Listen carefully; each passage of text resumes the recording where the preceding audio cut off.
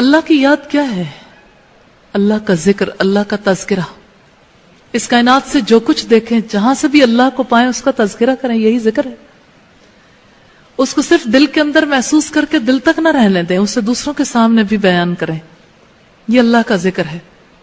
اب اگر آپ ذکر کی بات دیکھیں، ایک ذکر جو زبان سے ہوتا ہے اس کا فائدہ ہوتا ہے، اس کی وجہ سے انسان کے اندر مستقل مزاجی آتی ہے، لیکن یہ پہلی سٹیج. ایک کرسچن میرے کلیگ تھے اور سائیکالوجی میں انہوں نے اپنی آخری تعلیم مکمل کی.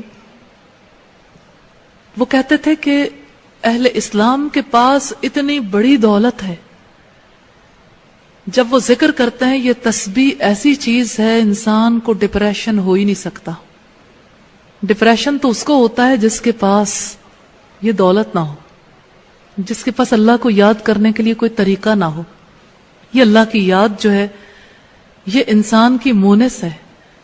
اب دیکھیں، انسان اکیلا ہے تنہائی میں، اللہ کو یاد کرے وہ اکیلا ہی نہیں رہتا. اللہ سے بات کرے اکیلا نہیں رہتا. اللہ سے تنہائی میں سرگوشی کرنا کیا ہے؟ اللہ کا ذکر ہی تو ہے. یہ یاد کا کتنا خوبصورت طریقہ ہے، وہ نظر نہیں آتا لیکن اس سے بات چیت ہو رہی ہے.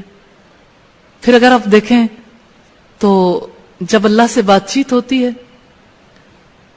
تو انسان کا دل کیسے اللہ کی طرف لپکتا ہے، بڑھتا ہے. انسان سب کچھ اپنا کھول کے رکھ دیتا ہے. انسان کو جس سے محبت ہوتی ہے انسان اس کا تذکرہ کرتا ہے، محبت اور بڑھتی. اور تذکرے کی وجہ سے ایک انسان ذکر کرنے کی وجہ سے اور دل سے اسے محسوس کرنے کی وجہ سے انسان خود سکون پاتا ہے. قرآن حکیم میں آتا ہے الا بذکر اللہ تطمئن القلوب، خبردار رہو اللہ کی یاد میں دلوں کا اطمینان ہے.